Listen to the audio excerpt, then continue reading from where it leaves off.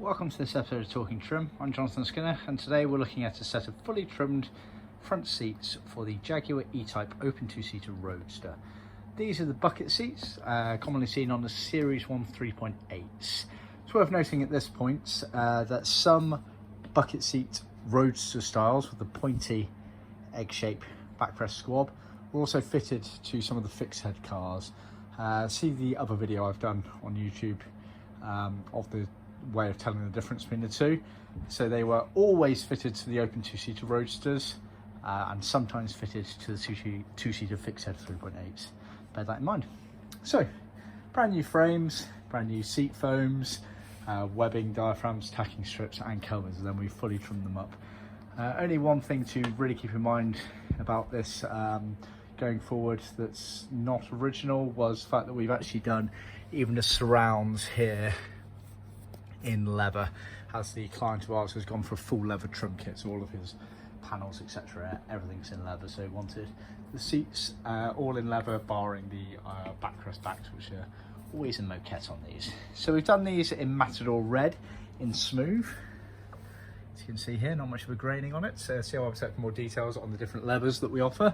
And then the backrest backs are in our red moquette, moquette being a wool-based material that Jaguar frequently used for the backs of seats, wheel arches, things like that. You can see the replacement rubber diaphragms on the bottom here. You got the molded latex foam there.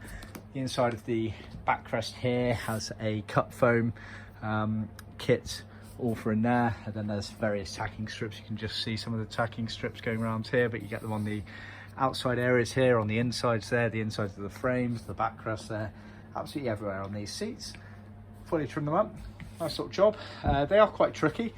Cushion bases are fairly straightforward, backrest not so much.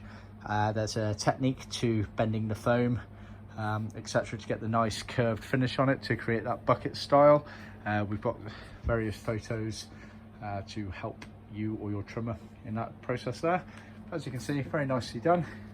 Commonly we supply the seat covers and all the seat hardware, foams, etc., for you to retrim your original frameworks, but this client here had lost his frames, so he sourced some frames, sent them to us, and we did the rest for him. So you can see nice definition to the seat. You've got the pipings going over, etc., and all inside there, the piping across there. It's worth bearing in mind that some cars may have left the factory with a strip of piping around here, albeit it seems to be quite a rare scene there. So our seat covers normally do include enough piping to go around there if you choose to fit it. We haven't done on these seats, just FYI. Then you've got the piping going around the backrest there, following the curvature. It's worth noting that the piping on the backrest and the piping on the cushion base is actually a different thickness. You can just about make it out there.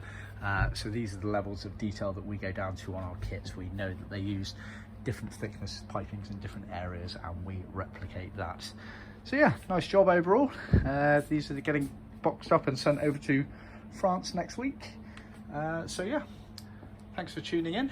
Please remember to like, subscribe and send to other classic car enthusiasts. Log on to our website for more details, see our blog handbook area for tips and advice, and hope to hear from you soon. Stay tuned.